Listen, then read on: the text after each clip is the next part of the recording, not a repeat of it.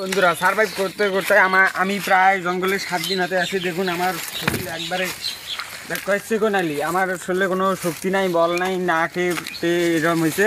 এবার আমি শক্তি করার জন্য একটি পাতা খাবো এবং একটি ঔষধ বানাবো। আপনারা দেখুন আমার এই সেকোনালির বডি থেকে আমি এবার সালমান খার বডির মতো বডি করব। এর জন্য আমার সর্বপ্রথম একটি ঔষধি ঘাস তুলে নিতে হবে। আমি এই ঘাসটির গোড়াটা তুলে নিলাম, সার্ভাইভাল আমার ব্যাগে রাখলাম। এখানে আরও কয়েকটি ঘাস আছে, আমরা ঘাসের মধ্যে আর কয়েকটি দুবলে ঘাস আমরা ছিঁড়িয়ে নিব, এগুলো পিষে আমাদের কাজে লাগবে।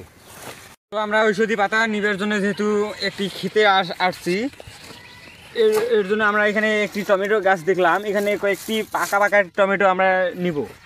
ধনিয়ার গাছের আগা ছিঁড়িয়ে নিব, ছিঁড়ে নেওয়া হয়ে গেলে আমরা কয়েকটি মরিচ নিব ছিঁড়ে, যেহেতু এটি মরছে। তো বন্ধুরা আমরা এগুলো ধোয়া হয়ে গেলে আমরা এগুলো সাইজ মতন কেটে পিষিয়ে নিব। আমার এই ঘাসগুলো আমরা ভালোভাবে পিষিয়ে নিব, হয়ে গেলে যেন এগুলোর থেকে রস বের হয়। আমরা এই রসগুলো এই কলা পাতায় রেখে দেব।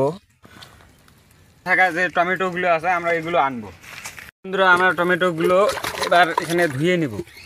ধুয়ে নেওয়া হয়ে গেলে আমরা চাকুটি দিয়ে টমেটোগুলো পিস পিস করে সালাদের মতো করে কেটে নেব।